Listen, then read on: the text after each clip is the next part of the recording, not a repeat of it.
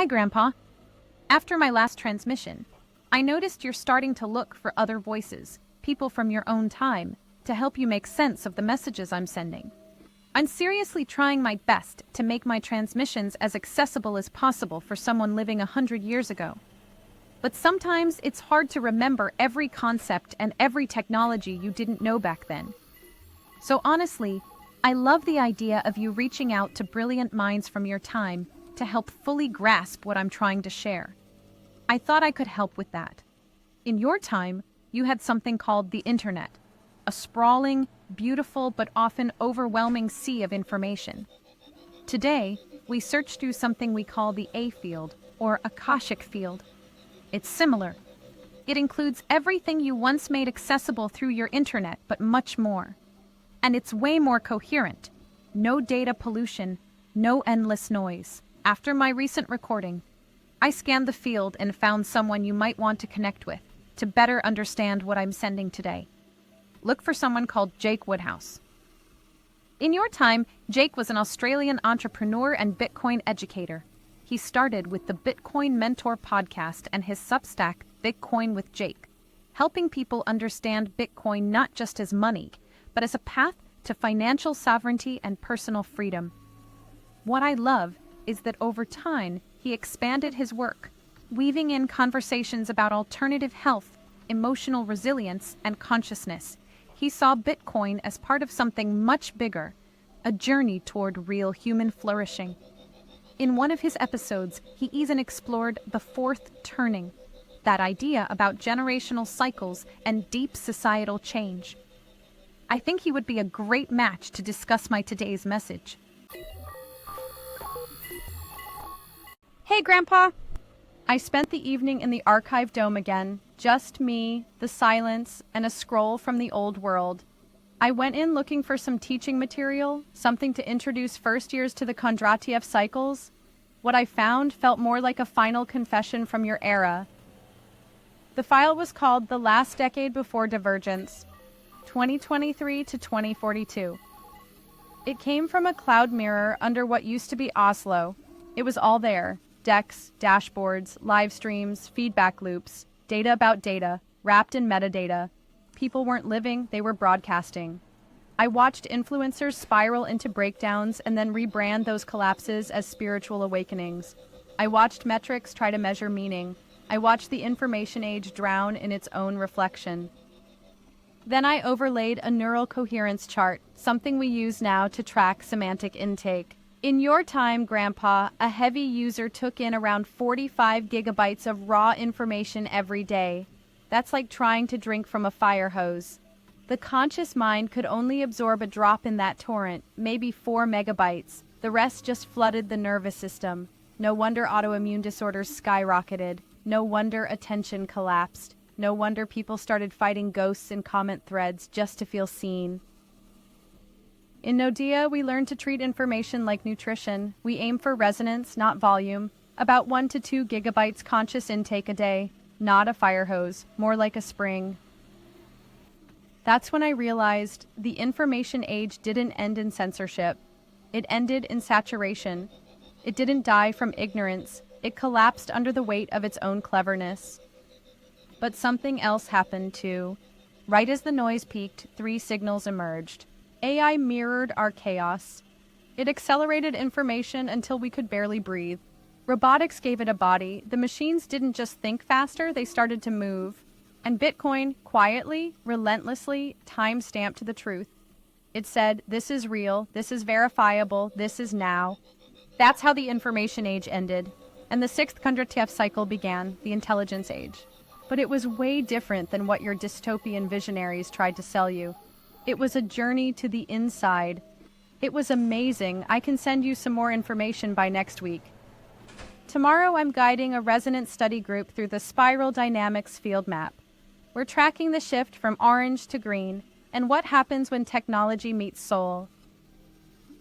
I'll send another message when the pulse clears. Talk soon, Grandpa.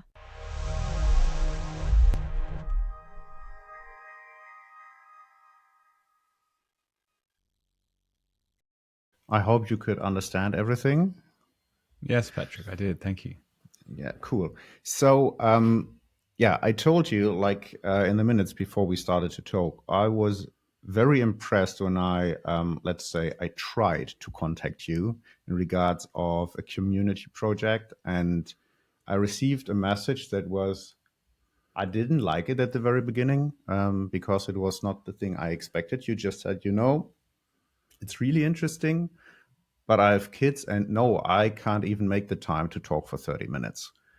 Um, and actually, I really liked it because it's very focused, it's very clear. And I thought, like, this is a person who's like really focused. Sometimes I'm struggling with that topic.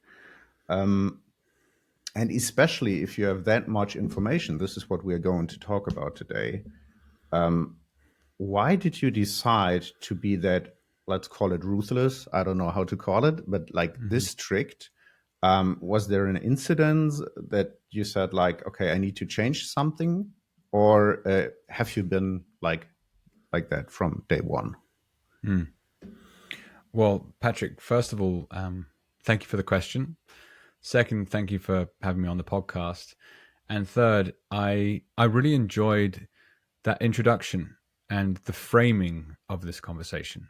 It's different to essentially everything else I've come across in my Bitcoin research thus far, which is, years worth of listening to podcasts and focusing on how to find information that's important to me. And it mentioned a bunch of things that are just so relevant for hopefully what we go on to talk about in this podcast episode. But to to answer your question specifically, in some ways, it's it's just the reality of having three kids under the age of 5. It's Okay, wild, mate. okay. My day starts like before 5 a.m. because the baby wakes up. Try and get it back to sleep, and then the 3-year-old wakes up, or the 4-year-old wakes up, or whatever happens. And because we have made certain decisions around their well, from a health perspective, the Australian government has a very strict infant vaccine program. And Hmm. if you don't follow their program, then you cannot access government funded daycare. Yeah, it's And the we same in decided Germany. that really interesting. Yeah, we said, look, that doesn't make sense to us. And so we've had to do things a little differently by choice. And therefore, we've actually ended up essentially homeschooling our kids. And I'm in the extremely fortunate situation where I have made an extraordinary investment, which is basically reallocating capital out of the traditional system and into Bitcoin, and then sitting Hmm. on it for a cycle and a half. And that means I've bought back my time, and so I'm a full time stay at home dad who runs a podcast at night and joins other podcasts at night. So it's for me now like 8:15 in the evening. So the truth is, Patrick, I'm just busy looking after my kids all day. So Hmm. that's like possibly not quite as like intellectual an answer as might have appeared. Um, but the second half, it is true though. I absolutely you contacted me, and I actively encourage people that find my content to reach out to me. Like some people actually make it hard to get to them, whereas I'm specific. Like here's an email address you can contact me, and I love it because it's actual feedback from the marketplace. It's like, what am I talking about? Is it useful to people? Do they find it valuable? What bit resonates? And the the investment in your social capital through creating content is possibly the strongest thing you could do, i.e., your network. So, like, how do people know you, and what does that benefit bring to you if that's the case? And so when people reach out to me like you did, I'm always responding to them and always interested in what they have to say. But to this specific situation, I felt that your project was very early, and therefore I wasn't quite sure what traction was actually going to happen. And Hmm. to be blunt, I was like, well, this is cool, but right now I don't even know if it's going to survive 6 months from now. And Hmm. therefore, is it worth my attention? And secondly, I am also being extremely focused on, okay, in the day, I'm focused on being a dad. Outside of that, I'm building a podcast. So I've started a business media company, pumping out content every day.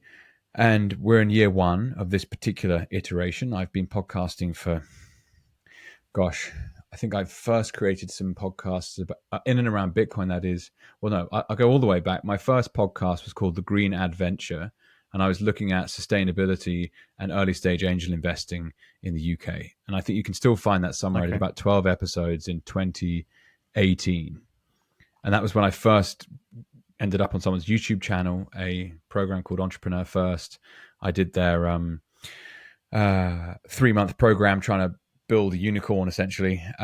That's a whole nother story. Point being is that this 2025 for the Jake Woodhouse podcast is a year of content creation, and I only wanted to be a host. I didn't want to go on as a guest. This is what I said to myself. My rule is don't go on as a guest, and just be incredibly focused on getting as good as possible as you can at creating content. So that was a bit more color to why I responded to you, being like, this is cool, but it's not for me right now.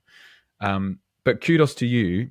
You actually did some more work and got more prepared and came back to me at a time where actually I was in a different frame of mind, and I'd actually broken my vow to be only host for the year, and I was a guest on a show last night. So I thought, fuck it, let's do 2 in a week. And so here we are on this call. Maybe I can wrap it up with the thing I'm trying to learn is the reality of the only thing scarcer than Bitcoin is human attention. And my attention, therefore, is the most important decision I make every day, like where I point it. And it's getting more and more valuable. And so as my net wealth grows with my Bitcoin investment, the cost required in return required for my attention is getting a higher bar. Does that make sense? So I'm basically getting more expensive to access because I don't need to sell my time for less. And that's kind of an amazing thing. And therefore, how you think about how you spend your time is the most important investment decision you make. And we can go into anything that might resonate from that. But yeah, in conclusion, I'm trying to be as accurate with my use of time as possible. And if the future me, which involves running a podcast at scale, gets approached by someone that's got nothing to do with that, then I just say, politely, thanks, but no thanks. And so it's all about, in my opinion, setting a vision, which includes some kind of self-image. It's like, who is the future you? What do you do? And basically, people get caught out in this whole, you can manifest anything you want. And I used to think that was true. But actually, I got caught up in projects that other people wanted me in, but I didn't want to be in. And it was because I wasn't true to who I wanted to be. So I'll stop talking at that point. But yeah, great opening intro and great question. Thank you. Yeah, and I mean, what you described is we are very, I don't know if sloppy is the right word, but for most time of our life, we don't really care about like how we spend our time. Like most of the time, it comes through kids, like what you just said, or like running a very successful business. This is what I experience when I look in my surroundings. So yeah, for me, it was my son as well, and working in an event environment. So you have no rules when to work, how much to work. And then I realized this is quite crappy because I only see him when he's sleeping. This was like one experience for me. So yeah, I think kids are like one of the best reasons to really focus on how you spend your attention. And when you see, like in the transmission we just saw, there is an analogy between, would you say that information should be seen as nutrition? So we should be very, very careful about like what we let into our minds, especially with media consumption and how we spend our time. Is it like, are you very conscious about that, how you spend your time and what kind of information enters your brain? I'm definitely better than I was. I can give you a concrete example. I spent a lot of time in particular on Twitter from 2017 to probably about a year ago, 18 months ago. And I'd be pumping out, 10, 20 pre-scheduled tweets a day. Sometimes I'd have like 1 million impressions, literally like a man on a keyboard. It's absolutely insane how much attention you can get for just writing words. And I got completely burnt out by it, because you get like 400, 500, 600 comments to like one four-worded tweet. And you're like, the coaches out there, they'll be talking like, engage with the community, engage. You're like, got to reply to all these people. And it was absolutely exhausting. And what would happen is I'd go in these like sprints and then just burn out, sprint, burn out, sprint. And I was like, I couldn't do it any longer. And the experience of the supposed pandemic that was COVID-19 was just this extraordinary light bulb moment for me of the actual amount of surveillance and censorship that's going on online, and this really quite nasty combination of government and private business in bed with each other, pushing agendas.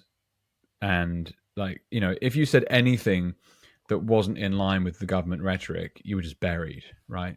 Freedom of speech is not freedom of reach. And that was, even small accounts were getting tinned. It was absolutely insane. And the Twitter files are a fascinating story to dig into as to like how much active involvement governments around the world had with Twitter specifically to like censor speech. Like, that's allowed to be said, that's not allowed to be said. And I guess it's like you basically like, what's real? What's actually real? And fundamental questions like, why do I know what I know? And it's actually very scary, Patrick, because it goes back so far. And the government's been involved in my education since I was 5 years old. Now, okay, I went to a private school in the UK, so perhaps not quite the same extent of a government-funded school through where I grew up in England, but the process is obvious. It's like people are giving you information. Like, why is the history book the way it is? That like common trope is like the history book is written by the victor. Yeah, and it's pretty obvious, right? Like, of course, the guy that won says, "Well, I won, and here's why." So I guess my trust in information has been severely eroded in what was traditionally sources of perceived truth. In England, like the likes of the BBC, for example, it's like, okay, well, when you start digging into the plumbing of what's going on, they're receiving funds from public-private partnerships that are pharmaceutical funded or Bill and Melinda Gates funded, and they're pushing this safe and effective narrative, and yet there's all of these people that are calling up saying, I've got side effects, and it's just been buried. And you're like, well, you cannot trust these people to tell you what you actually need to know. And that's why I particularly love podcasts like this, because to me, they're just an amazing form of primary research. Go online, book a call with someone and ask them, what did you do in your life? And you get an answer, rather than, scrolling online and waiting for some kind of expert to tell you, trust fact checkers. It's like, okay, well, who owns fact checkers? It's not hard to research this stuff, but a long way of saying that it became clear to me you've got to be extremely careful as to whose information you're consuming. And so one major change I made is I moved off all traditional platforms of social media and went only into Nostr. So from an actual social media experience, I will only really reply to comments and actively post my thoughts and interests on Nostr. And the idea that it's a uncensorable, you can't get deplatformed because of the way that Nostr is built, really speaks to me in like a fundamental way. I'm like, cool. And what's interesting is the type of relationships you find on there are different. It feels different. And that's a very, very, very interesting space to be investing time and money, in my opinion. Like anyone that's put money into YouTube, like, do you actually own that thing? No, you don't. Could you get canned tomorrow? Yes, you could. Will you? Well, if you're in the intersection of Bitcoin and alternative health and being self-sovereign, well, it's literally a matter of time. So that, in my opinion, is a misallocation of capital. You're being really stupid with your attention by pummeling it into something like just YouTube. Hence, my podcast, I'm using lots of different channels and also making sure to have a very heavy Nostr focus. But yeah, the information we consume is crucial, and understanding where it's come from is the really important part to that. And yeah, I mean, the transmission at the start, such an interesting one, isn't it? It's like, how do we search for information? Well, not that long ago, you would have had to go to the library. Okay, well, what books were actually allowed to be printed, and what books that were printed were allowed to be in that library? Great questions. I'm not sure what the answers are right now, but then it's become the internet and everything has been digitized. Okay, well, who controls the digital monopolies where you spend time online? Well, they're private companies that are in bed with certain governments, and you cannot find some information because it's misinformation, right? The advertising spend is there to mediate the conversation. Be like, we don't condone this type of chat. So, what will it look like in a world in which we ask an AI for information on everything? Well, you'd have to trust the AI. And can you trust the AI? We'll find out. It's where I think it really comes down to being a first principles approach problem solving person. And you have to decide. And if you get information that's wrong and you make an action because of it, that's still on you. You can't blame someone else. Ultimate ownership has to remain with the individual. And that's why I vehemently disagree with the idea that public health policy is more important than individual choice. It's complete garbage. It's for people that want to get wrapped up in being some kind of virtue signaling, I'm better than everyone else by joining the crowd, when really it's about personal ownership. And a lot of people don't want that. Yeah, and I think one perspective could be, like the winner writes the history. I mean, that's pretty much clear, and I totally agree with what you're saying. But what I think, I just found a quote this morning. I remembered something a friend told me, but I needed to look it up, and this is amazing. So hold on. A weekday edition of the New York Times contains more information than the average person was likely to consume across a lifetime in the 17th century England. Wow. So one thing is like, who owns the information? The other side is like, how much information are you able to get inside your brain before you're sick? And now we're entering something, and that quote is from the 80s. That was before the internet, right? So, and now we're entering an age where I guess in like 6 months to a year, my 70 or almost 17-year-old son will have an application that will be able to deepfake any video, any content, anything you want, put it online, wherever, on like 30 channels parallel. So you have the ability per person, per creator, let's say, to produce an amazing amount of content. So my question is, we are already like, there's a big news fatigue, and I don't want to talk about like if this is valid information, but there is a news fatigue simply because of there is too much. People don't know how to handle that kind of information. And there was a time where you didn't know what's going on in Australia. I'm in Germany. So, and there is a threshold, I think, where people just say, okay, it's enough. So I think that artificial intelligence, especially, could be something that might kill social media. Like in general, because you don't even, I mean, you don't know what's true today, okay? But now you have like every 12-year-old kid is able to pump out as much content as a whole media company. So I'm asking myself, where is that going, and what does it do to our society when that happens? And I think the only way to handle that is to have some sort of like active process and conscious process that leads more inwards than outwards. That's what I think. So what's your take on that? Like, where will that lead our society to when you have like even more content on even more platforms? And at that point, it doesn't matter who owns the platforms, because it's just waste, so to say. Because I have no clue how LinkedIn, YouTube, whoever, LinkedIn is a special case, but how do they make sure that what you see is actually a real person? Well, it's a brilliant question. First thing I have to cover is the first section of what you discussed around the volume of information. And you're absolutely correct. I've been down a little health rabbit hole around this. So I had some sessions with the chiropractor, Simon. I haven't seen him for a few years now, but shout out to him in Melbourne. And I went in and I was struggling with stress at the time. This is probably about 5 years ago now, 4 years ago. Or at least that's what I thought I was struggling with. That's why I'd gone in there. And one of the symptoms was my digestive system and suffering with what are quite typical symptoms of IBS, so irritable bowel syndrome. So basically, your digestion's out of whack.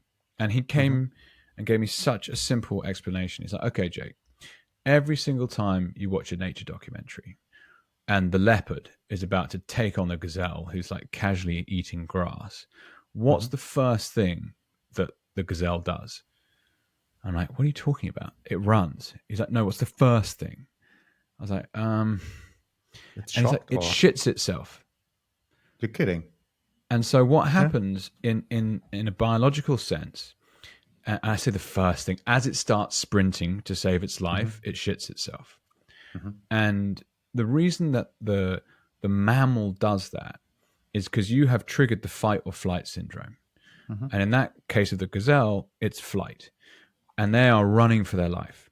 And if you're running for your life, you need every single last ounce of energy you can get to make sure you survive, which means you redirect it from other areas that were previously consuming it, such as your digestive system. And so what happens in humans that are now in an environment of hyperstimulation all day, every day, in a tribe thousands of years ago, a saber-toothed tiger wanders into the camp. Fuck, what am I going to do? You know, your fight or flight is just like at the top of the scale. And if you get it wrong, you're dead. Now, what happens in modern society, whether you're just driving car in rush hour traffic lights, roundabouts, other cars, like hyperstimulation, watching TVs, getting endless notifications on your phone, they are the same biological reactions as fight or flight for a saber-toothed tiger all those years ago. And what happens from an energetic perspective in a body is, if you think of a traffic light, you've got green, amber, red. Now, if a body is relaxed and calm, you get into a state of parasympathetic. This is when the body is able to rest and recuperate, digest correctly. But in an environment where the body's not quite sure if you're running away from something that you should be, mortally in danger from, the energetics of your body never quite makes it into that off section. So your body's constantly in a state of amber or green, like go, go, go, go, go, go, go, go, go. And so the very real health impacts to all of this information overload are a hyper anxious, poor digesting, restless community. Like very, very simple physiological process. You're like, whoa, okay. And that really resonates with me. And that's why, for example, my family and I, we've left the big city now. So we're up in Byron Bay. We're on the beach, walking most days. There's less stuff going on. And we've just like really moved down a notch in terms of like tension and pace. And it's been very interesting to watch and experience. Like, I'm living somewhere that, 5 years ago, 10 years ago, I would have turned up and be like, nice place, but who the fuck would want to live there? And that's where like you evolve, I suppose. But that information volume thing, it's definitely negatively affected me personally. And I think that story is really interesting because it must affect other people in a similar way. As to like And how just we will, or please, yeah, go. What one resonates? idea, what you just said about the digestive system. You know what doesn't work as well? Your immune system, because you don't need it at that moment. That's very interesting. And if you know Bruce Lipton, right, and the work of Bruce Lipton, probably. Not actually. No, I may have heard the name, but I couldn't quote any of Okay. it. No, and several others, and it's really really interesting if you're in the fight or flight mode, which can actually, yeah, it's generated by your brain, by your thoughts. They are influenced by the information you take in, and when you're in fear and fight or flight, your immune system actually shuts down or works at the Interesting, minimum level, because what you just said because is it's not just, needed. Yeah, yeah, yeah. you Who can needs an have the immune best system if you're immune going to die system, but anyway? when you're dead, yeah, there is no need for that. And it's actually, yeah, it reduces, or the energy flows towards the systems you need at that very moment when it's fight or flight, and the rest is just shut down. So it's what you just said, I think is very interesting, because it's like, for me, it started as a self experiment with news. I guess almost, yeah, over 20 years ago. I listened to a podcast about NLP, and they just said it's like, it's very interesting if you're in that alarm mode all the time, and it's like bad news, bad news, bad news. You don't have any sense for what's feeling Real. normal. No, what's normal? What's the baseline? So it shifts into another direction. They said it's like, it's a very simple experiment. You just give away your TV and you wait for 4 weeks. And then you start watching TV and watch the news and see what happens. And in their podcast, they talked about a guy who gave away his TV like 5 years ago. And then his son wanted to go to a Spider-Man movie. And he was like, yeah, it's a kid's movie. Let's go in there. And he was sweating and panicking. And he was like, what the heck is going on? What's going on? Interesting. And then he realized it's like he has gone back to normal. And he said, like, it's so weird to talk about that, but our normal entertainment is people killing each other, or people killing each other, and then you have somebody trying to find the guy to kill him for killing the others. It's our like entertainment in our society. And he says, like, once that was gone, he went to the movies, and it's so extreme, but you couldn't feel that because your baseline was somewhere else. So I did that, and it was, and then I watched, I don't know, some crime series, and I was just like, this is fucking horrible. And I was off TV for, I don't know, 2 months, something. So indeed, you get more, yeah, you get a better and another baseline feeling for that when you avoid that kind of content or information. Let's put it that way. And it's, yeah, it's very interesting that, yeah, the digestion, you don't need that if you're dead. Yeah, so shut it down. So then you made the conscious decision to like only consume certain media and to really slow down with that stuff, right? Yeah. So in terms of my own consumption of information, I don't. I subscribe to a number of like the typical streaming platforms, and my wife and I might sit down at 8 o'clock at night and chuck on some kind of crappy TV show. And we're often, it's pretty bad actually. We shouldn't do this, but we do. We're both on our phones with the TV on, so we're not really watching it, and that I think is pretty unhealthy, to be honest. Like if we could do some house cleaning ourselves, that'd be something we should review.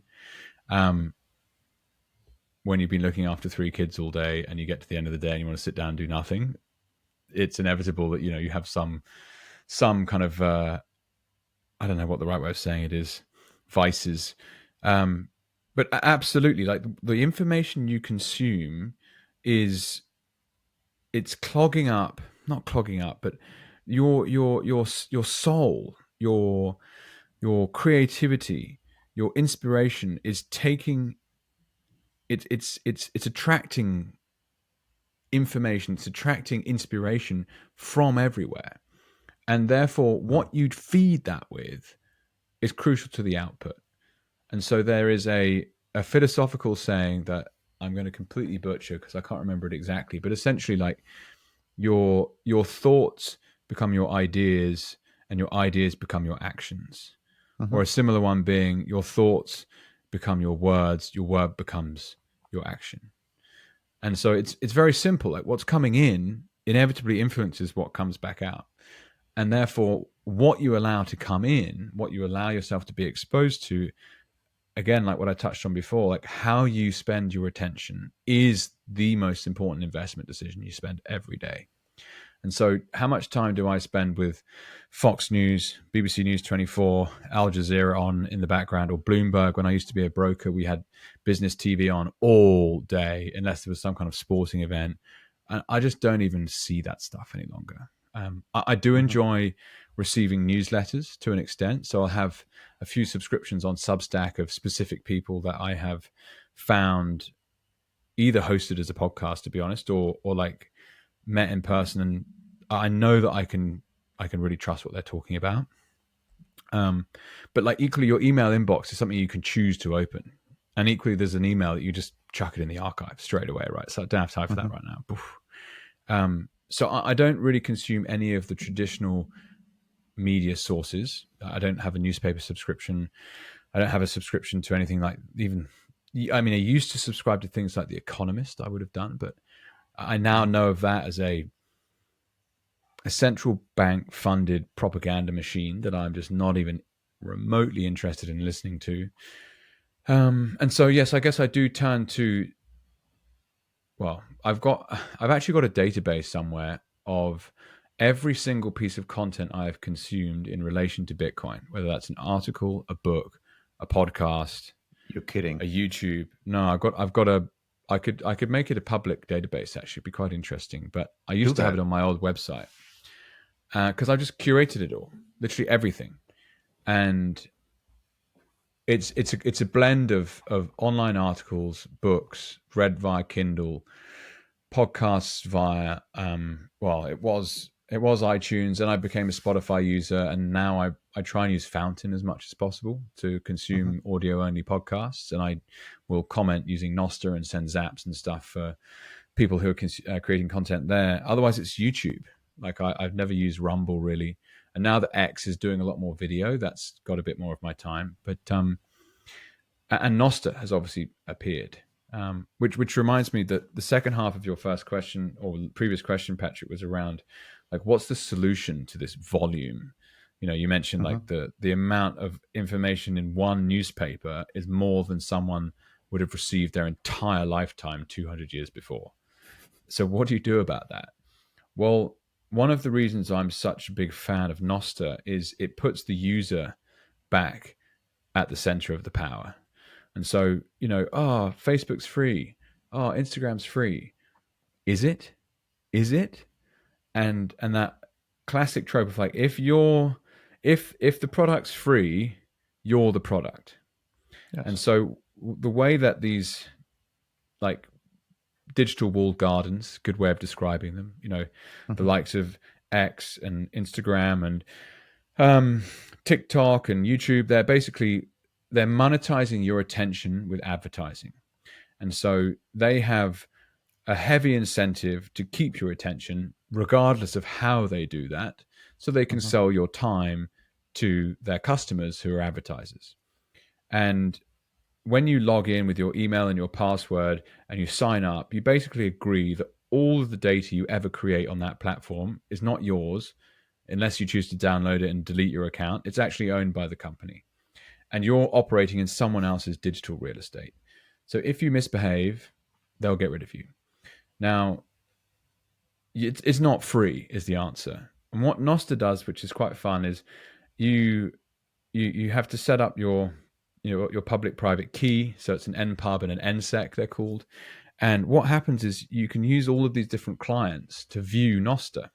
So it's like having the same login for Facebook and Instagram and X and TikTok and YouTube, all rolled into one. And if Facebook gets pissed off with you, well, you take your user and you log in via X, and you've still got all the same followers, you've still got all the same people following, and you can still see the history of your account, because that public-private key pair, in a similar way to Bitcoin, it's public data.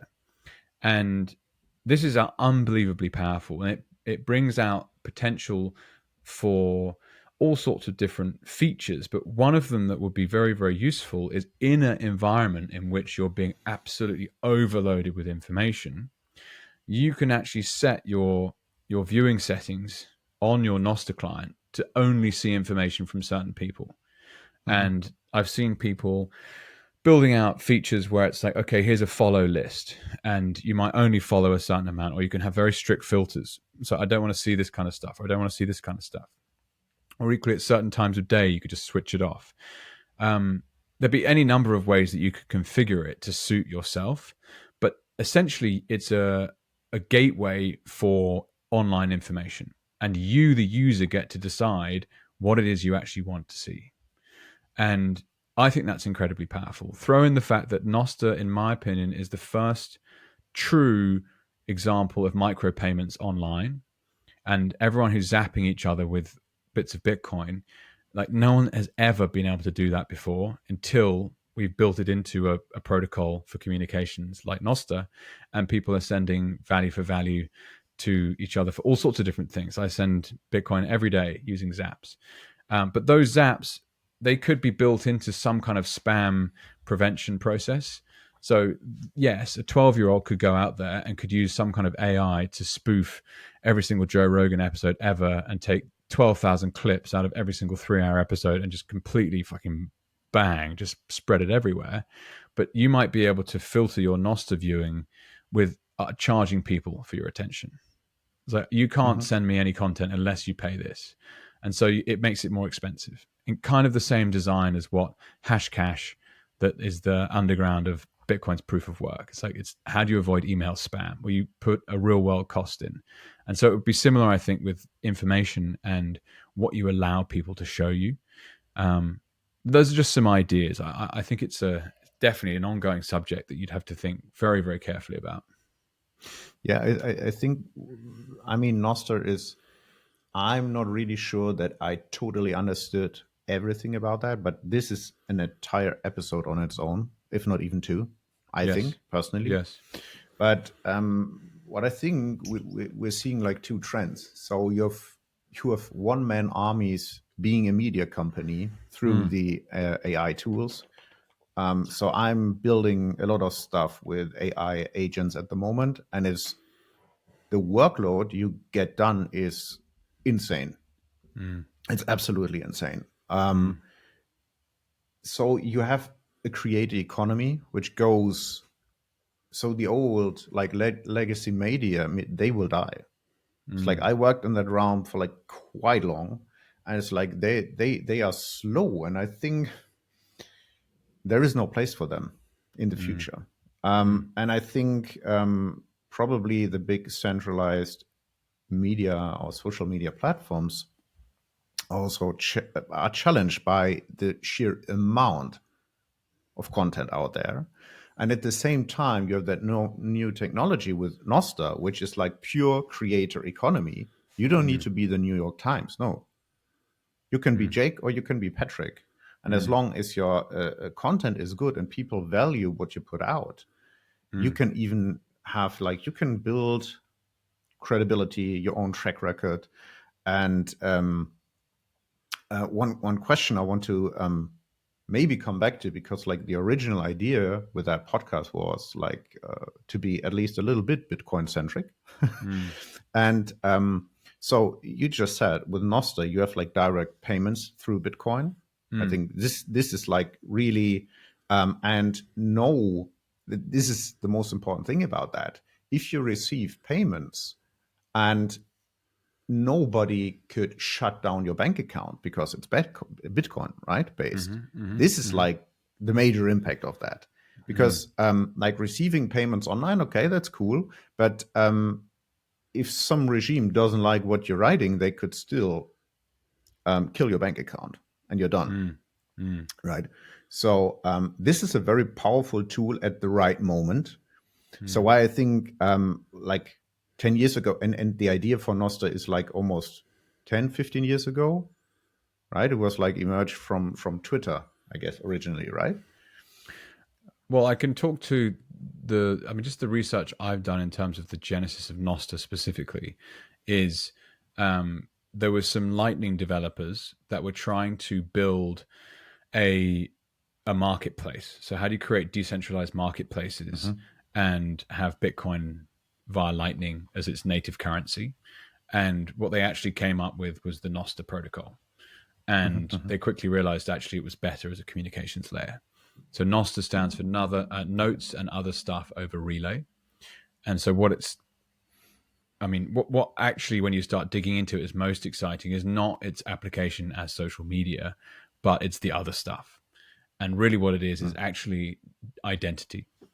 And so with a public-private stamping process, so every message that's ever produced by said account had to have been done in a certain way, and therefore there's an element of trust that you can have over and above when you're operating in someone's digital wall garden. Like they can just delete stuff or they can wipe you out, etc. And that's just not possible with Nostr. So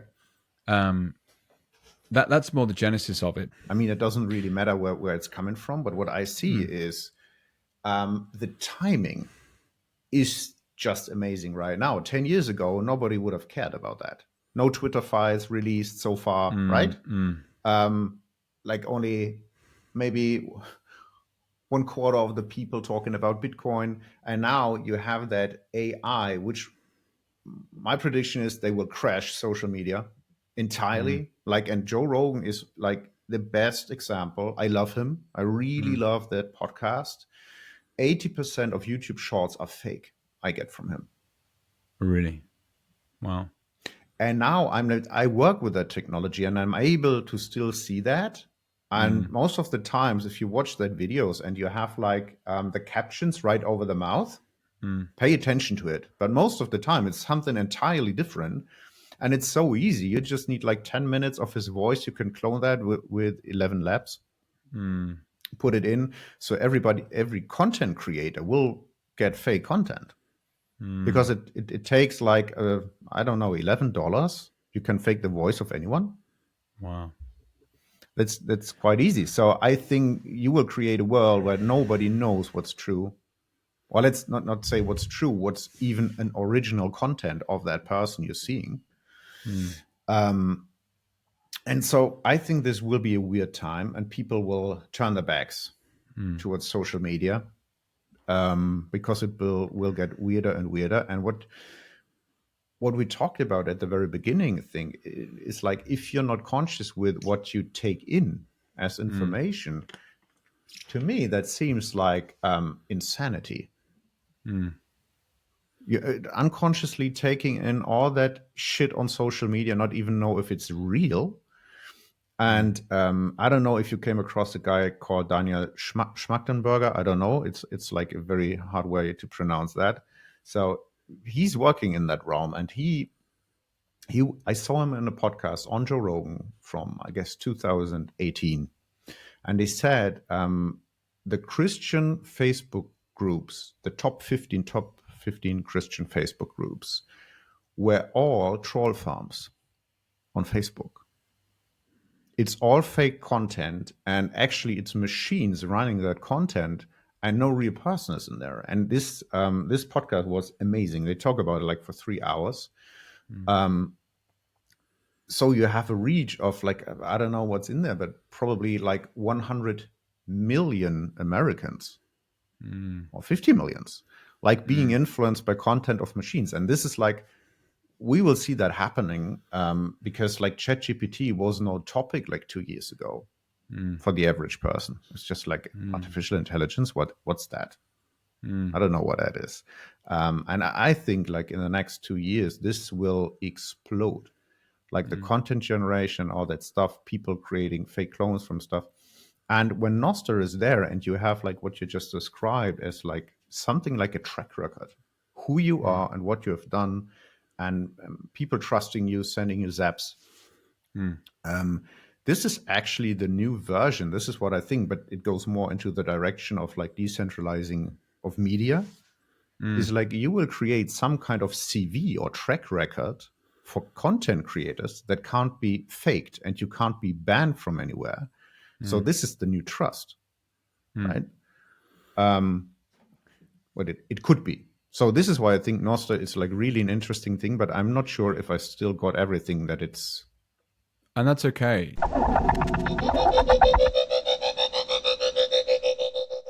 You know that moment when you try to explain Bitcoin to friends and family, and 30 seconds in, they are already rolling their eyes. Yeah, same here. And still, I felt this is one of the most important conversations of our time. So I started wondering, how can we make this beautiful, radical idea accessible to the people we love? That's why I wrote Unfuck Money. Not about price charts, not about tech. It's about money as life energy and how the system we live in quietly drains it. Unfuck Money is the simplest, most mind-expanding guide to why things feel off and how Bitcoin might just change everything. Written for people into spirituality, self-growth, and truth, not spreadsheets. This isn't just a book, it's a bridge. A way to show your partner, your mom, your best friend why Bitcoin isn't just internet money, but a peaceful revolution.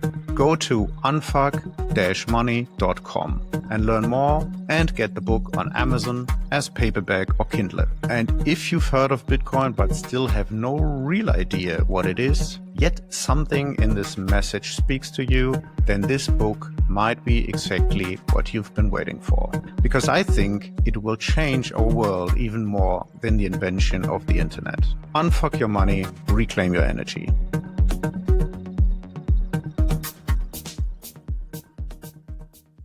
Just keep asking questions. That's all I've done. And also use it. Really important to start playing around with it and have an account and get used to it. But you're touching on some fundamentally important things. So where do I want to go with this? So in the transmission it talked about the fourth turning, and I think that would be a cool thing to mention at this point. So I'm by no means the first person to discuss this subject. And actually when you start studying it, you realize it's been talked about for a very, very long time. So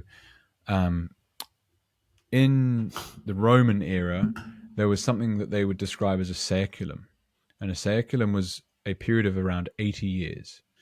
And what they describe is, it's kind of like the seasons, right? Spring through to summer, through to autumn, through to winter, and then around again you go. But really in reference to knowledge and wisdom and intergenerational transfer of that information. And so from a grandparent through to a grandchild, like how do they get influenced in terms of their behavior and actions due to the knowledge that their family passes to them? And so like an obvious example to this would be my grandmother died last year, actually. Shout out to Granny. And she was almost 90. And so was born in and around the period of World War II in the UK. And so she has very, very clear memories of rationing, of a period of time where she was just a young girl, but the impression of that period of strife, of difficulty, of fear, of war, it left an impact on her for her whole life, and in particular her parents. And I didn't really experience that. And so in a sense, like as a European growing up, the last major war was that period in the 1940s, and it kind of gets forgotten, kind of. Yeah. And so this idea that history rhymes, it's like, why do we make the same mistakes again? It's because we forget. We forget what it feels like to get bombed, or to get sick from chemicals, to have a loved one disappear and never come back. And that's not to say that there aren't other wars happening in the world today or in other parts of the world, but just to talk very specifically about my personal bloodline, like that's one example where essentially the knowledge base changes over time. And so what the fourth turning looks at is this it's kind of like a business cycle in a way. You get the boom, then the bust, and the boom, then the bust. And so the question then becomes like, when is this period um, of bust up? Like, when does the fourth turning occur? The period of great change, where the social demographic of the day has altered to such an extent that basically there's some kind of revolution, there's a war, there tends to be a lot of death. The power structure that existed before disintegrates. It had got top heavy. They got too greedy, and the wider populace is like, we've had enough. And there's a huge overthrow of the status quo. And it's my very strong opinion currently that roughly the 2008 financial crisis was the start of the current fourth turning, in which that was the time when the post World War II monetary system that was set up, like, it altered massive. So the Bretton Woods Agreement of the 40s, and then in 1971 the US took themselves off the gold standard, and from that period through till 2008 things were not great. But that was the day where the central bankers and the bankers got into bed together properly, and they bailed themselves out at the expense of everyone else. And it's one of the reasons that you saw the likes of Occupy Wall Street come up. It's one of the reasons why the Tea Party movement was created. The right and the left both saying, what the hell's going on with our monetary system? This doesn't make sense. And I would argue that we're in an information war, and we have been for some time. And that this fourth turning is all about a way of basically, how do you control the content that people receive? How do you control the narrative? How do you get people to think that when you're doing evil, you're doing good? And we're in it right now. And AI, however it gets applied, will throw fuel on the existing fire, like, for sure. Like, how do people know if that's an actual bomb going off somewhere or not? You just will never know. And going back to what we talked about before, I guess where do I go this next? So basically, yes, we're in this kind of fourth turning period where there is going to be some kind of event or period of time where just the status quo disintegrates and something new comes out of that. And I don't know what that's going to be, but Bitcoin is undoubtedly part of it, right? It's not every day that a digital peer-to-peer uncensorable network for money appears online and survives for 16 years, and it's obsoleting central banks. Like, the century of central banking is coming to an end. Hyperinflation is happening slowly but surely, and the people that are in power don't like that, because they have become extraordinarily wealthy. Like, the idea of how rich the families are that have owned these central banks the last 100 years it's impossible to imagine how wealthy they are. Like, the Forbes rich list is just, they're not even on there, right? I mean, it's just out of control. Imagine if you could print your own money, and no one could. You could alone. So it's a very, very interesting time, Patrick, and it's where it comes back to then this idea of individual accountability, in my opinion. Like, every action you take is on you. And so if you consume a piece of information that was actually false and you do something as a result, your action is still your responsibility. And so in some ways, like we touched on this example of using a superior form of filtering on Nostr that the user defines, I still believe individual action is the choice and responsibility of a human. And so therefore, it's on you to decipher whether or not the information you're consuming is real or not, and whether or not you need to do anything about it. And so what we choose to let ourselves be exposed to every day is, again, one of the most important investments you can make. Yes, and I have about like 10 different ideas at the moment. My head is exploding. Yeah, it happens. Yeah, and what I think is the idea of like Bitcoin as a foundation layer. Because if you have a look at media at the moment, you can fund this you said information war, which is something like spam. It's actually the same, just like on another platform, right? It doesn't matter if they get in your mail inbox or through in your Telegram X or your feed, television. doesn't matter. Yeah. So Same thing. it's spam.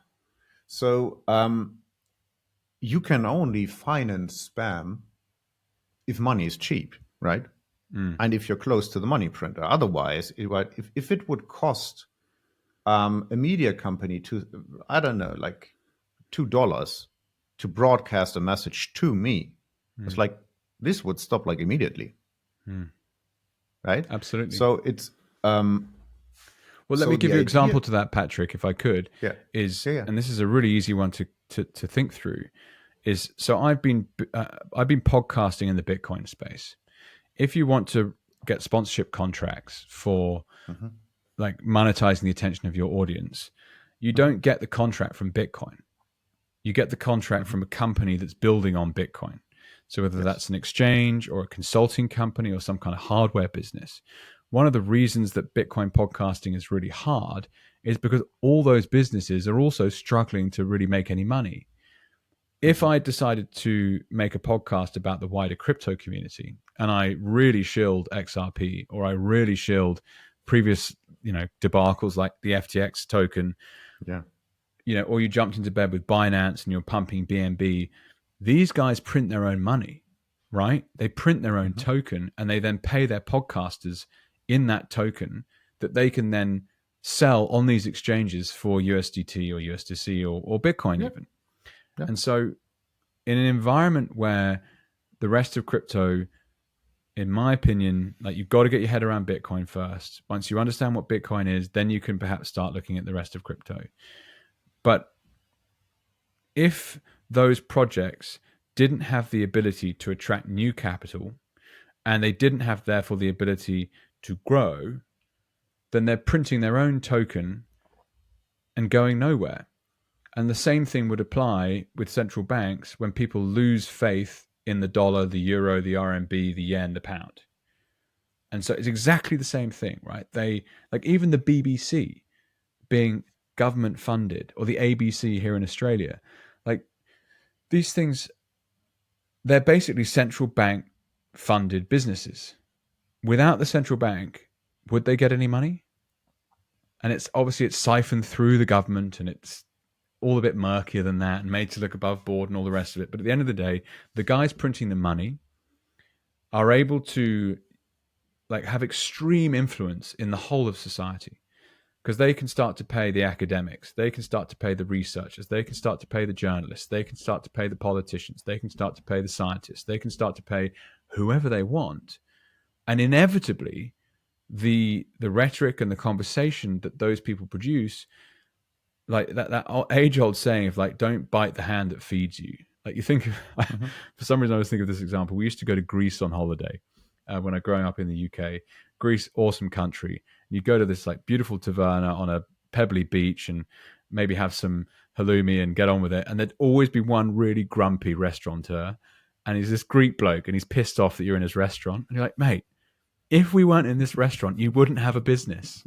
Like, why are you like that? But it's kind of the same thing, right? If the how do I say it? Essentially, people are wisening up to this, in my opinion. But a media business that can't be funded with handouts from a money printer has to create actual value, and that's much, much easier said than done. So yes, Patrick, I completely on board with you. It'll be a very different media landscape. I guess a final thought being, like, if it's true that a 12-year-old can create as much content as they like using AI within a year from now, why would I be backing myself and investing in creating a long-form podcast? That seems really stupid thing to do if someone can create as much content as I do at the click of a button instead of hours and lots of labor inputs and expertise. And it's a very good potential like idea killer. However, I think that the truth is the demand for real conversation with real people is actually going to increase.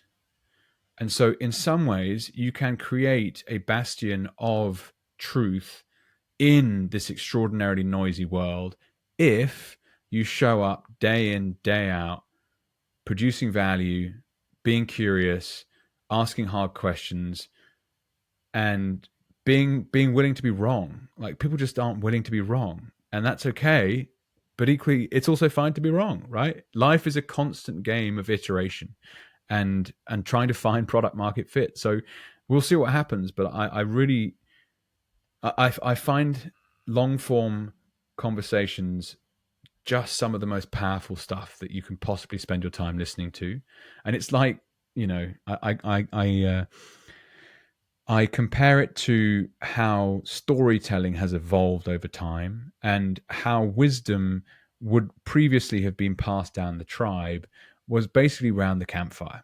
And you'd have an old Yeah. person telling a young person in a story how to survive. And we now have the ability to click a button and talk to people across the world who we've never met before, like right now, and have really important, deep conversations about hard stuff. And so the campfire wisdom transfer process has been put on steroids, and it's a huge opportunity. Yeah, definitely. It's storytelling that will survive. And I'm also a fan. I'm at the moment, I would say probably 1.5 to 3 hours, sometimes 5 hours of, I would say, learning through podcast. This is how I see it. It's like learning about Bitcoin. It's like before I read like the Bitcoin standard, I consumed probably like 100 hours of podcasting. And it's just, for me, it's like the best way ever. And my brain just doesn't work with letters. Reading is like one of the hardest things to me ever. And it's like listening to that stuff is like, it's so powerful. And I think it's the best way for me personally. Everybody is different, to consume and to convey information. This is how I see it, because you have like more, you have a sense for the person, for the, let's call it vibe. I don't know. You get way more information with an audio file than reading something. This is what I really like. And just going back to the Bitcoin space a little bit. We talked about having like this money layer being Bitcoin, and if we now just imagine, because we're trying to talk about like a positive future, right? This is what I think is, or what I realized is, it's so easy to go down the road of dystopian futures. It's really, really easy, because there are a lot of technologies that could end everything we did, like quite immediately. But come up with like really good ideas. It's like, how do you have like any sense like how the world would look like if we were like on a Bitcoin standard? So let's assume that. Do you think like what I realized when you talk to people, and you've probably spoken to more people than I did, who entered the Bitcoin space, or like they live on a Bitcoin standard, although the rest of the world still doesn't get it. How would you imagine a world, and how do people transform who enter like the Bitcoin standard for living? Is it like an internal transition you make where you get like more conscious? This is the feeling I get. People who really get Bitcoin start to go down a rabbit hole of getting, they would maybe not call it conscious, but making better decisions for their life, more long-term thinking. So how would you envision a world where the Bitcoin standard is? And is there still an information age, or will it be look like completely different? It's a great question. So I always find it very valuable learning when people say, I did this, because you can't really, like, I mean, they've experienced it, right? They literally did it themselves. So in my experience of adopting Bitcoin in a meaningful way, and what I mean by that is I first bought some Bitcoin in 2015. I sold some in 2016 to take my now wife on holiday, and I sold some more in 2017 because I thought the block size war was going to kill this whole thing forever. And I thankfully didn't sell it all. 2020 comes around and I get hit like a ton of bricks with the use case for Bitcoin and realize that I've been sleeping on this absolute beast for 5 years. And all the other investing experience I'd collected to date was then refocused on Bitcoin. And I did this extraordinary deep dive into what is Bitcoin. And it's still ongoing. The actual physical decisions that I've made is, okay, why do I own what I own? So as an investor, you own different assets for different reasons. They have different characteristics, different volatility, different liquidity, different risk. You hold them for different periods of time. There's all manner of different assets you can invest into. But I have essentially sold everything and started buying as much Bitcoin as I can. So as we speak today, net assets, probably 80% Bitcoin. So I've gone through a huge reallocation process that was extremely stressful. I had to really front up to mistakes I'd made, in particular a real estate portfolio that I had that on my books was a certain figure. And when I went to sell them, it was nowhere near that figure. And this is very common, right? People stick in their losses for too long, right? They're too easy to make gains and they stick too hard to a position where they've lost. But it took me about 18 months to sell these things because I was beating myself up every day. You fucked up, you fucked up, you fucked up. And eventually it's like you have to just take whatever you can get for it. And I'm now, I guess, on the other side of that where I'm thinking, okay, this reallocation process that I've done, I'm sitting on 5 times the value that I put in investing lingo. It's a 5-bagger. This is fucking amazing. This is the holy grail, right? At the same time as that extraordinary capital growth, you've done it with an asset that you had in a self-custody that was secured in a way that was more defended than any wealth's ever been defended before, and an inheritance protocol. So if you got hit by a bus tomorrow, the person that needs to get it gets it. So it's literally a superpower in the world of wealth. And I cannot overemphasize how much better my life is as a result of doing that to absolutely anyone that wants to listen. And it's not just that my purchasing power has gone up. It's actually been a case of backing myself and my own research processes and my own instinct that this is a seriously big opportunity. If you don't seize it and jump on it as hard as you can, you will regret it for the rest of your life. It's so empowering because you did it. And it's not like, oh, can you call up your wealth manager and say what the results were this year? It's like, no, you've taken into your account, into your own hands, responsibility for your own wealth, and you store it yourself. You get it wrong, that's on you. But it's an extraordinary, almost self-actualization process where you're forced to learn new skills. You get deeper expertise. You actually do become wealthier over time. You regain control of your time. And it's something like, hang on a second, this is the most extraordinarily profound experience I could ever have imagined getting from this. So I would highly recommend to anyone out there that has some money and they're wondering what they should be doing with it to look at Bitcoin. The worst allocation to Bitcoin, 0. Get off 0. Take some risk, whether it be the same that you might spend on a pizza this Friday night, just buy some. Get some skin in the game. When you have some skin in the game, I often use this same example. You go to the horse races, you read the race card. There's a horse that has like stupid pink colors and a dumb name. And you're like, that's the horse for me. And you choose it. And for 5 minutes, you're just detached to the racetrack watching that thing go around. Same thing with Bitcoin. But then it makes you force yourself to ask more questions. So when I retrace my steps back to when I was traveling in Japan with my now wife, having spent some Bitcoin, thinking how cool the whole thing was, I had no idea that I'd just sold a portion of the network of the future base layer of digital money. I didn't know. I had absolutely no idea. I'd made some speculative bet that had made me a bit of money. Great. Enjoy it. So it's a very, very big journey. And 2025 December will be the 10-year anniversary since I first bought some.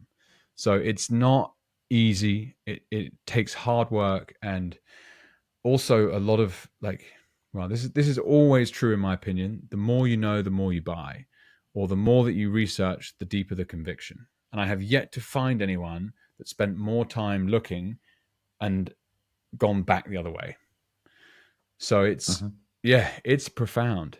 To touch on consciousness, Patrick, when you have more time, when you are wealthier, you are able to think about a different set of problems than what you thought about before. And one of those problems can be spiritual. Who am I? Why am I here? What is the meaning of life? And it should be no surprise to people that some of the most esteemed scientists, philosophers, thinkers of the history books were wealthy people, because they had the ability to spend time thinking about those kinds of problems. They weren't just in, fight or flight survive mode. And that's what Bitcoin does. And so the point that's been my experience. Absolutely unbelievable to go through. To quickly finish it off with, what does the world look like when people go through that en masse? Well, I guessed yesterday that there's about 10 million people that have made a meaningful reallocation into Bitcoin, like what I just described. And the person I was talking with described, they reckoned 100,000. So maybe it's halfway between those two. We're still very, very, very, very early. But you go to some Bitcoin meetups, like I've been able to go. I go and MC at different conferences and stuff, and it's an amazing experience physically meeting people. So one day, Patrick, I'm sure we'll get the chance to meet, and it'll be awesome straight away because you've done a podcast together and you know a bit about each other. But people that are into Bitcoin are happier. People that are into Bitcoin have a more exciting and optimistic view on the future. People that are into Bitcoin are having children at a rate that I do not see in the general wider public. There's less nihilism. There's less alcoholism, less drug addiction. There's a lot of people that are definitely very high IQ, so they might well use those things a lot because they struggle with their own brains. But it's generally speaking a much more a much stronger and ethically aligned group of people than I've ever met in the general public. So yeah, it's very interesting to see. I think those conferences are a future snapshot of the world. This is what I hope as well. So this was actually the motivation for me to write a book, because I thought people who are, let's call it, into the consciousness and spiritual realm, they have an idea and a vision for the world that is very healthy, very necessary. And at the same time, most of those people are those who really struggle with money, who have no clue about money. So I thought it's how cool would it be if those people get Bitcoin? And when everything turns around, you have a new leadership with people who are conscious, right? Who are spiritual. And this was actually the motivation for me to explain Bitcoin to people who are more into spirituality and draw conclusions to health, to other spiritual books. Because I think what you just described, and I just had an idea.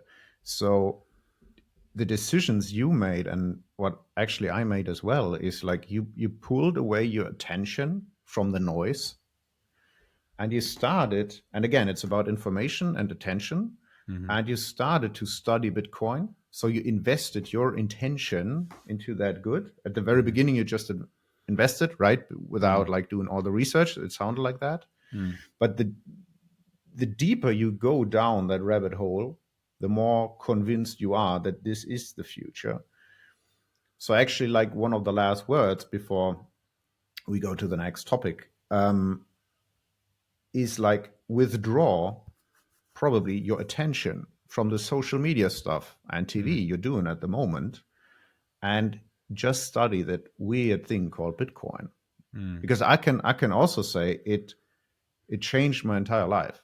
It sounds really stupid if I've never heard of Bitcoin before, but it's like it brings you like in touch with like, yeah, how to spend your time and attention. This is actually what it does. And so this is why I think you actually wrapped up the episode quite well, I have to say, because you go through proof of work, like studying Bitcoin, you develop yourself. And this is actually how Bitcoin, what I think is also going to end that information age and change it. It's like one, there is no more money printer for like spam news. People go into the conscious realm just by studying Bitcoin, right? And then the other, and you have like artificial intelligence like accelerating the content like hell. And this is why I think where we are. And all these three like magical technologies, we didn't talk about robotics, but it's too much for now. And this is why we're at like a triangle of like three technologies that will enter the fourth turning, like you said, like entering a new age. And you know what's so freaking amazing about that is it won't happen when we're dead. I think it's within the next like 5 to 10 years. Yeah, I wouldn't be surprised if there's a extreme meltdown of the existing status quo within 5. Yeah. And it's like, I mean, nobody knows. Some people that are fear will be around for the next 100 years. And I don't think like Bitcoin alone wouldn't do anything in that short amount of time. But combining that with robotics and artificial intelligence is actually, this is where I think like things will get so crazy. And people will be forced to go inside to be conscious because this is another episode. A lot of people will lose their jobs due to robotics, due to AI. What is when your purpose is gone, your ego, your job? There is so much information, you don't know what it is. So it's chaos in the outside, which forces you to go inside probably, or go insane. This is what I think. Yeah, it's interesting, isn't it? But what I would love to do is like play a little game, like for the last 2 minutes. Yeah, sure. We have. Go for it, Patrick.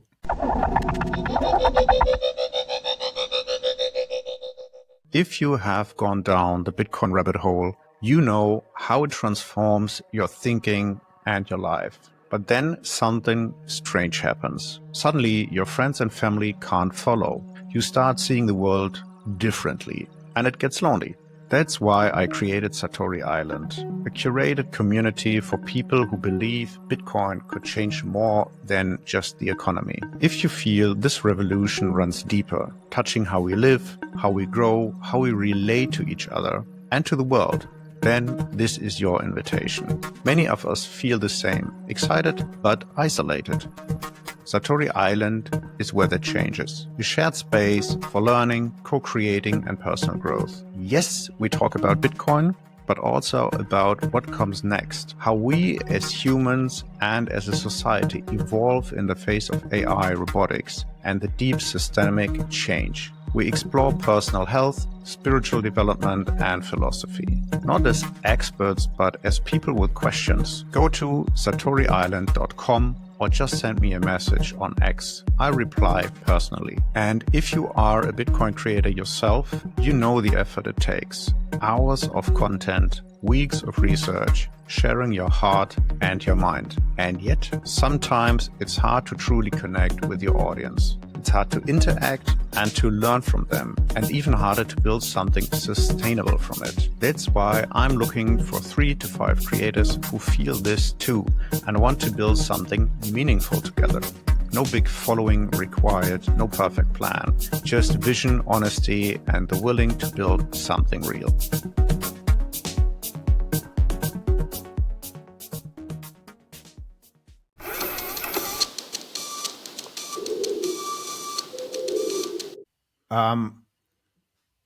So it's called the 21 Echoes. So I have 21 words that actually fits with the topics of the podcast I'm producing.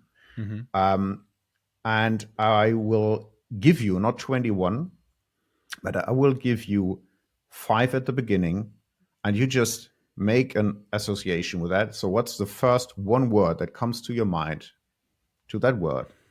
And in the second step, we will make that same thing, but with a whole sentence. Okay. And is that clear? Yep. It's quite easy. Yep. Okay. So the first word would be future. Proof. Past. Blind. Present. Time. Bitcoin. Money. AI. Oh, I'd like 3 at the same time. Can you just say it again? AI, artificial intelligence. Yeah, defend. Defend. Oh, that's interesting. Okay. So now you got one sentence, but it will get heavier. Time. And when you say sentence, I have to like one sentence that comes with that. Time is yours only, and you must spend it wisely. Death. Don't be scared. Wealth. Combination of humanistic, intellectual, and financial capital. Without the humanistic and intellectual, you don't get the financial. Thank you very much. That's it? It's good. Yeah. Cool. That's for that game. And we have another one I find quite fascinating. Very fascinating.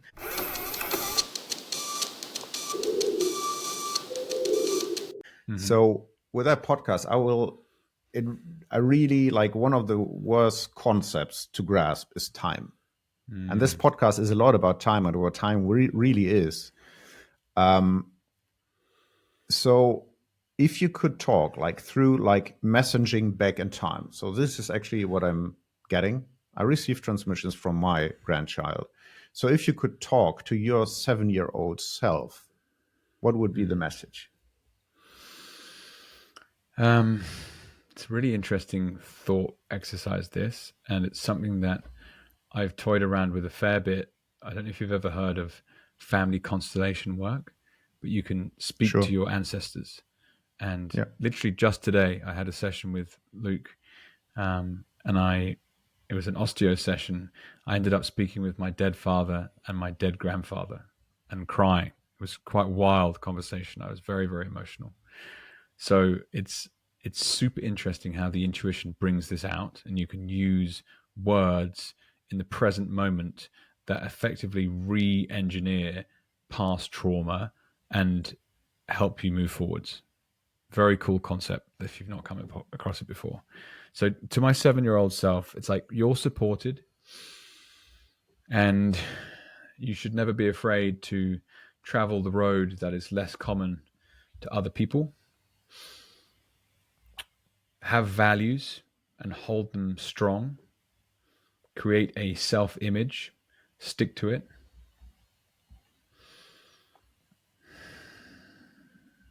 Love people. Forgive people. Find a place to be creative.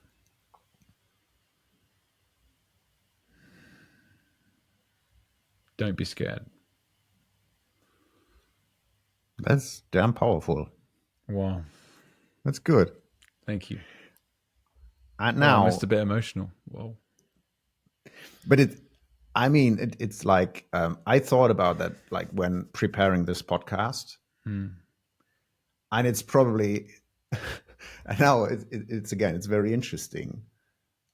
Thinking about like, I wrote you, I watched your first episode where you said like, this is a time capsule, right? And I thought like, there would be so much. Yeah, I would tell to my 7-year-old, okay, I can wrap it. It's impossible to do like in 1 or 2 sentences. And it happened to me the same, like what happened to you. It's like, I got really emotional.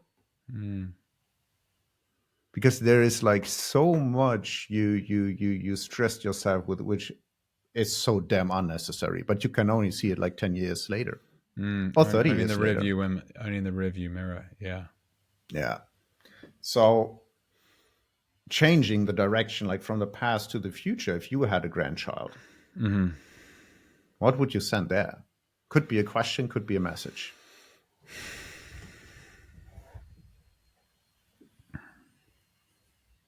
And by the way, that grandchild is also living in the year 2140.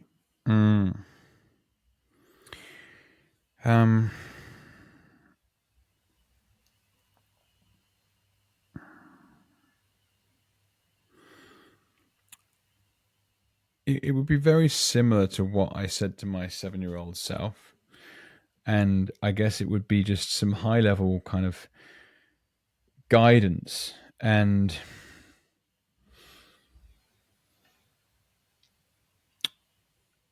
yeah, this is actually slightly different. So it's unconditional love. You are supported with unconditional love. And that unconditional love, it enables you to try new things, to fail, to make mistakes, to be who you want to be, in the knowledge that you are supported with unconditional love. And I'm very, very excited to see what the outcome for that actually is. So good luck. It will be. And you know what the freaking thing is?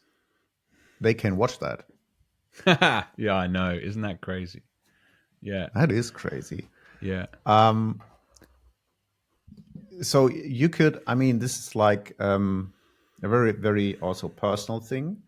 But what I'm trying to do is you could also ask questions to June, to my grandchild. And when releasing this episode, there will be an answer to your question.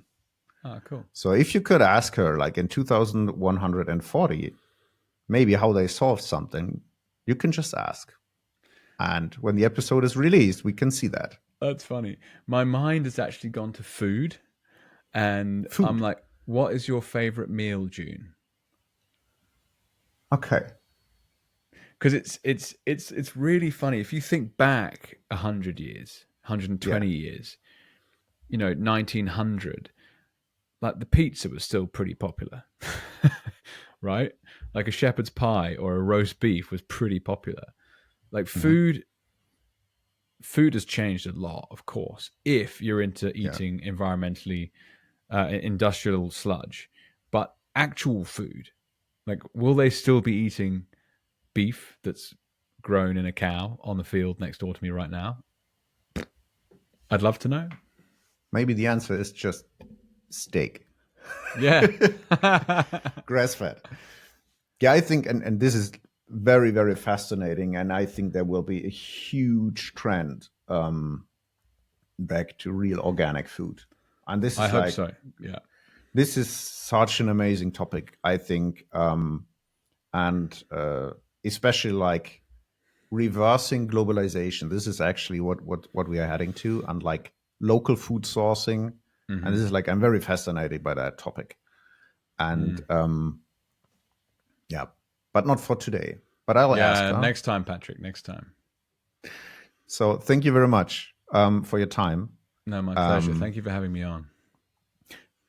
When I will link your Nostr, and you're on X as well, right? Yeah, the best Anything one's else? just my website, jakewoodhouse.io.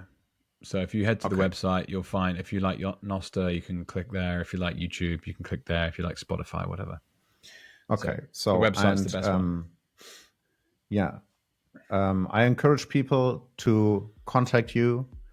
You maybe say, I don't have any time, but it's worth trying. Thank you very much. Yeah, absolutely. Thank you for getting me on, Patrick. Appreciate your time. Hi, Jake. You asked what my favorite food is, and I love that question. It's honey root stew. It's made from a tuber we grow here in Nodea, sweet like carrot, dense like taro, cooked with fermented greens, bone broth, and a touch of crushed almond bark. On feast days, we add smoked duck egg or sun-dried goat cheese. But honestly, it's not the ingredients, it's the memory. I first ate it at 7 after planting my first garden. I still remember the dirt under my nails, the steam on my glasses, the quiet sense of belonging. That's the real flavor, feeling like you're part of something. In Nodea, we don't really have restaurants. We eat in hearth circles, shared pavilions where each person brings something, harvest, story, time. Meals are slow, designed for the nervous system, not just the stomach. If someone's grieving, we eat soft. If we're celebrating, we go spicy. We eat animals, but only ones that lived fully and died with reverence. Nothing is wasted, even bones feed the soil. So I guess my favorite food is any dish that reminds me I'm not alone. The most sacred flavor is shared time. Talk soon, Grandpa, and thank you, Jake, for such a beautiful question.